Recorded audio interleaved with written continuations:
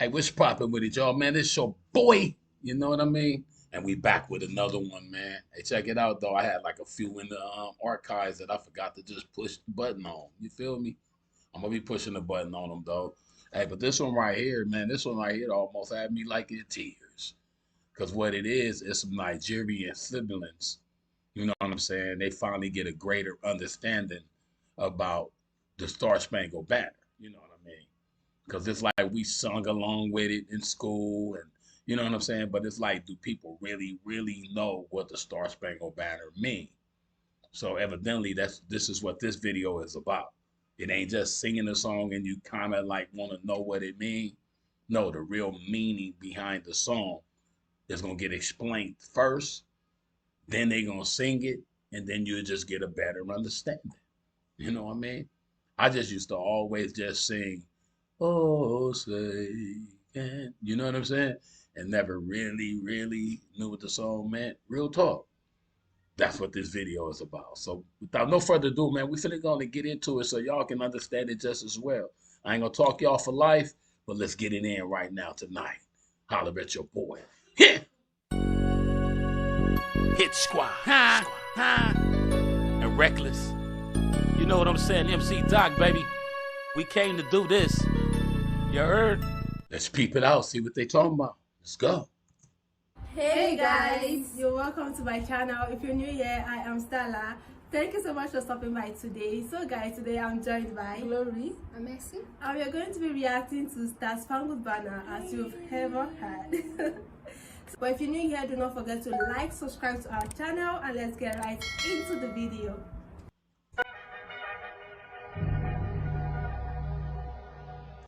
That means you can go to theirs too, subscribe, like, and share, do the same thing, baby. That's what it's about. Everybody liking, sharing, and subscribing. Let's get it in, man. Star Spangled Banner.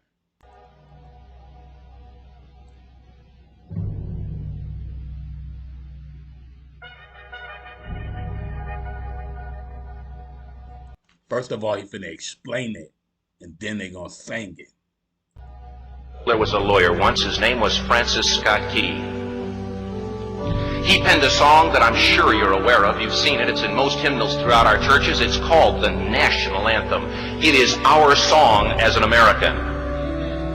We go, however, to a ball game. We stand in our church services and we sing the words of that song, and they float over our minds and our lips, and we don't even realize what we're singing. Most of us have memorized it as a child, but we've never really thought about what it means. Let me tell you a story. Francis Scott Key was a lawyer in Baltimore. The colonies were engaged in vicious conflict with the mother country, Britain. Because of this conflict and the protractedness of it, they had accumulated prisoners on both sides. The American colonies had prisoners and the British had prisoners. And the American government initiated a move. They went to the British and they said, "Let us negotiate for the release of these prisoners." They said, "We want to send a man out to discuss this with you." They were holding the American prisoners in boats about 1,000 yards offshore. And they said, "We want to send a man by the name of Francis Scott Key. He will come out and negotiate to see if we can make a mutual exchange." On the appointed day, in a rowboat, he went out to this boat and he negotiated with the British officials. And they reached a conclusion that men could be exchanged on a one-for-one basis. Francis Scott Key, jubilant with the fact that he'd been successful, went down below in the boats, and what he found was a cargo hold full of humanity, men. And he said, "Men, I've got news for you tonight. You're free." He said, "Tonight I have negotiated successfully your return to the colonies." He said, "You'll be taken out of this boat, out of this filth, out of your chains." See, hey, now we actually were treated like that. First of all, you know what I'm saying? We was, you know what I'm saying? It was other slaves from other, I guess other races too, but we was targeted more. But so when they talk about that type of stuff, 9 times out of 10 it's us. But let's get back into it, man. As he went back up on board to arrange for their passage to the shore, the admiral came and he said, "We have a slight problem." He said, "We will still honor our commitment to release these men, but it'll be merely academic after tonight. It won't matter." And Francis Scott Key said, "What do you mean?" He said, well, Mr. Key, he said, tonight we have laid an ultimatum upon the colonies. Your people will either capitulate and lay down the colors of that flag that you think so much of, or you see that fort right over there, Fort Henry? He said, we're going to remove it from the face of the earth. He said, how are you going to do that? He said, if you will, scan the horizon of the sea. And as he looked, he could see hundreds of little dots. And he said, that's the entire British war fleet. He said, all of the gunpowder, all of the armament is being called upon to demolish that fort. It will be here within striking distance in a matter of about 2.5 hours. He said, the war is over. These men would be free anyway.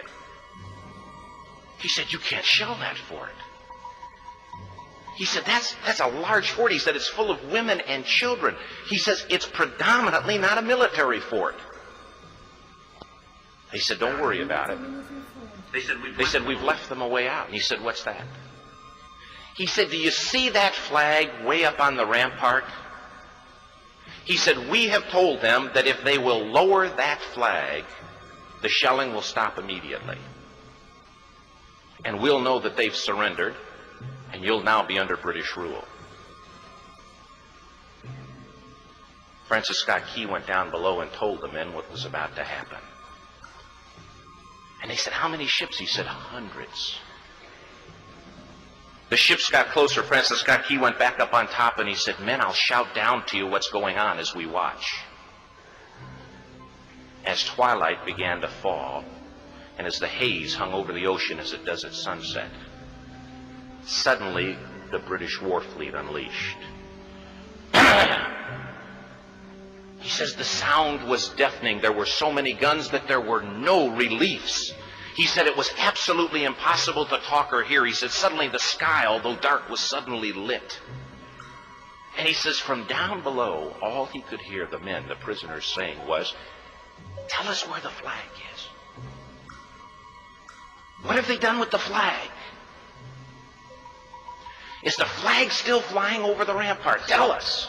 Can you imagine when your life depends on something? 1 hour, 2 hours, 3 hours into the... You're right. You can imagine when your life depends on something. The environment, everything will be cold and so cursed. And it's so scary because it's late at night. Like, there's no option. Like, you'll be so scared. Like, and then the sound. Only gunshots can, you know. Just tell me if I'm dying or tell me where the flag is. The fact too that, you know what I'm saying, that people have to go through that shit. You know what I'm saying? And then it's like they depending on this flag or trying to, like, you know, look towards this flag as a promise or some shit. We don't know. So they got more they finna talk about. We just discussing together. I just stumbled across this recording through their video. Shelling. Every time the bomb would explode and it would be close to the flag, they could see the flag in the illuminated red glare of that bomb, and Francis Scott Key would report down to the men below, it's still up. It's not down. The admiral came and he said, your people are insane. He said, what's the matter with them? He said, don't they understand this is an impossible situation?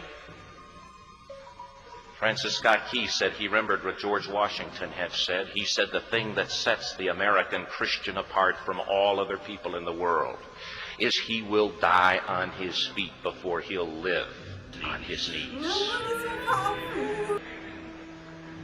The admiral said, we have now instructed all of the guns to focus on the rampart to take that flag down.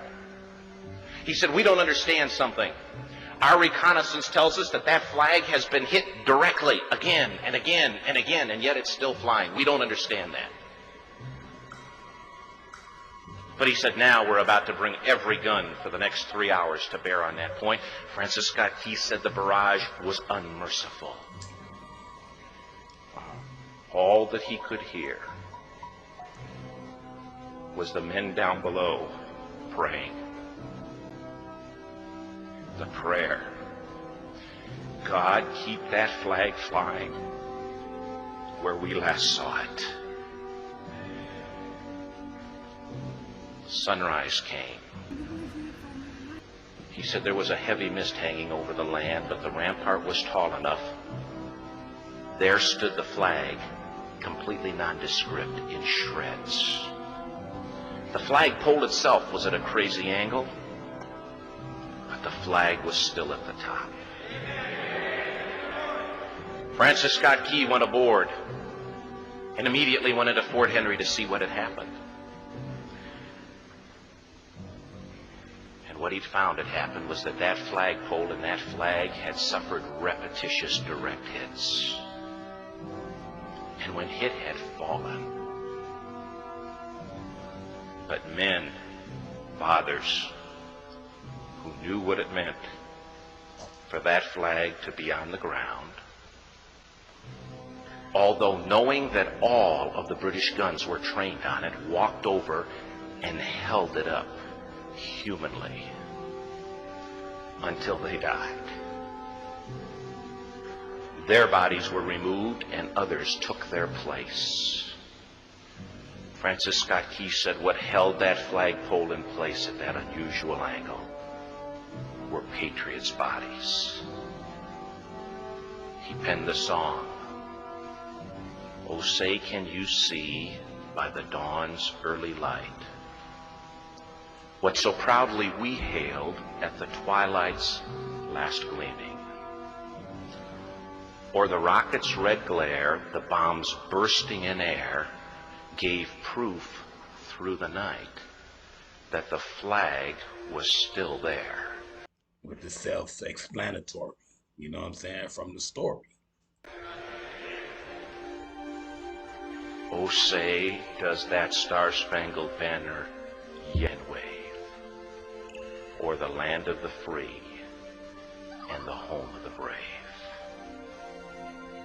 The debt was demanded. The price, it was paid. Oh, say, can you see by the dawn's early light what so proudly we hailed at the twilight's last gleaming, whose broad stripes and bright stars through the perilous fight o'er the ramparts we watched were so gallantly streaming, and the rockets spread clear, the bombs bursting in air gave proof through the night. That's that part right there. That our flag was still there. Oh, say, does that star-spangled banner yet wave o'er the land of the free and the home of the brave? That was kind of brave, that story in the beginning, you know what I'm saying? All the sacrifices people took, you know what I'm saying, for what that flag stood for. Hey, you know what I mean? There's more to it. Let's get it in, baby. Oh, say, does that star-spangled banner yet wave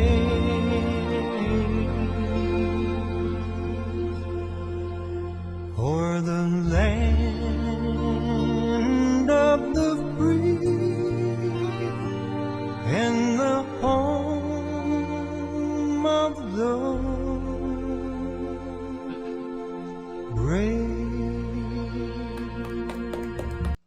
finish, I look at it like this though. So far, everybody that's living within it, even if you feel that you still hostage or whatever, or still in slavery or whatever, being on earth, you still free right now. You got army members out there protecting where we live, our whole country, or whatever. You know what I'm saying? By gunfire, by whatever it takes to protect us over here. So, you know, the song got a little significant saying to it. You know what I mean? And then everywhere you look, every library, every school, on some people's houses, you see them flags still waving, letting you know we here, we free, we ready to like protect what's ours if necessary. That's what it's about, man. Hey, but look, let's see what they talking about. We're gonna end it off like this. Go check it out for yourself. You know what I'm saying? Let's get it in, man. And stay militant, stay brave. You know what I'm saying? Get your sword ready all the time. Let's go. Oh, get your stuff.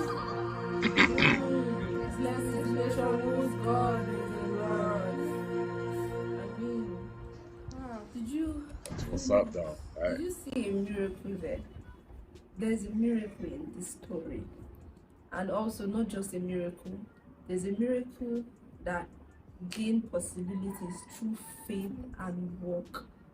Because they prayed, right? Yeah. And then the banner was standing at a point, felt like what's keeping that banner there? And then there are men underneath laying down their lives. This is Beautiful faith queen. and work. This is the, I don't even know how to describe this video, but I mean, this is bravery, selflessness. This is price being paid. No wonder they say every good thing comes with a price. Every good thing comes with a price. Every good thing, even if it's a miracle, somehow there's a price paid for it. Maybe you fasted, maybe you prayed, maybe you did something for something to happen. Nothing comes cheap, just or free.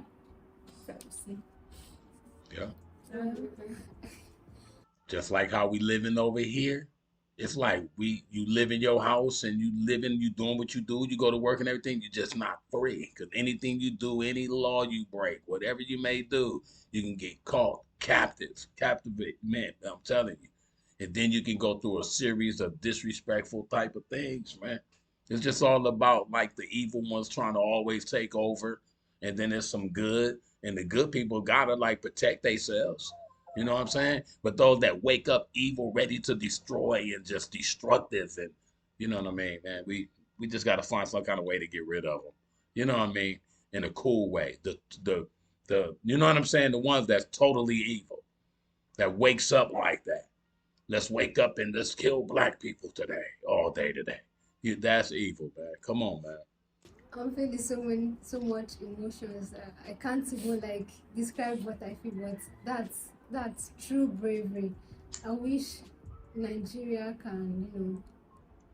I wish we have stories like this. Yeah, we need it now. We really need it. Because Even though Nigeria is really in a great mess.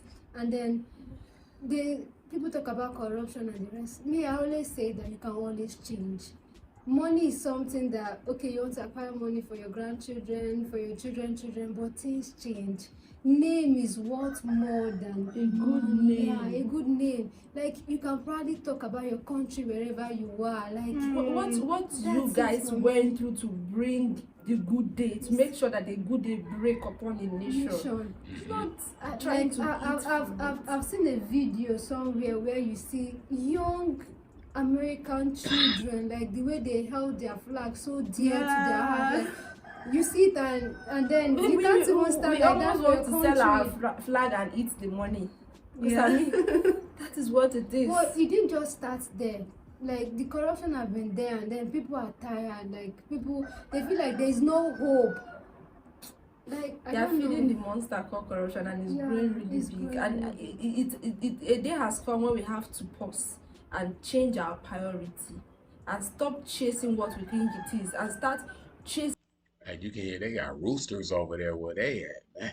And Nigeria, man. You hear them roosters, chickens and stuff over there? For things with value, things that have lasting value, like something you can talk about in years to come. Your children you can tell them the story, like and just like this, and you know, feel emotional. Because I don't know how people think that money is everything. There are things that are more valuable than money. Way valuable than money. That money lie at the feet of those things. That money will come for those things. But people just prioritize money over. It's crazy. When you're supposed to be able to live on earth free. You know what I'm saying? I know everybody, like I said, gotta work some kind of way, but everybody can work towards what we need on earth to make it free. You know what I'm saying? It should be like that. But you know, it's people just demanding different things to make it impossible for us to just be on earth free. Because none of us asked to be here. Real talk. So now we got to go through all the harsh reality, all of those shit that go down on earth. You know what I mean? We got to go through all this. We didn't have to be here. Why you bring me here to all this? No, but it's like, I love it though, while I'm here. So no, those that's here, cherish that shit, man. Because there are history, in our history there, and many other countries, we're not just saying in only Nigeria, right? It's a general talk, to everybody. There are histories where people even go to battlefield and sell off their soldiers for money. Sure. For money. But these are the ones laying down their lives. Like Americans, they have so many of This is these. priceless. Recently, we did a reaction to First Medal of Honor ever recorded, and we were really amazed. We were so surprised individuals like that exist. That just so self. It has been in their history. It has been in the rules. So it's not really that hard for them to do. Because and it's like it's sometimes that is encoded in their gene, and they just like anything for America. America will stand. They don't really need that. They keep flying the flag wherever they go to, and they're so proud of their country. I got 38 don't forget seconds. where Here I they go. come from. And it's something other countries, African countries, should emulate from. Yeah, guys, and we've come to Nigerian queens listening to the national anthem, man. It's emotional to some people for what it stood for. You know what I mean? But you can go and research it yourself to really, really, really know what it means. You know what I'm saying? Everybody interpret it their own way or think about it their own way. Y'all go peep it out and see what it's about.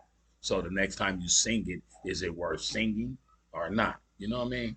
We up out of here, baby. Holla at me. the end of this video. We find this video really interesting and motivating. Like, we have to personalize this to our life and what we see in our society. And thank you guys so much for watching this to the end. Do not forget to like, subscribe to my channel. I'll be back. And we'll see you guys on our next one. Bye guys, and stay safe, guys. We up out of here. Bye now.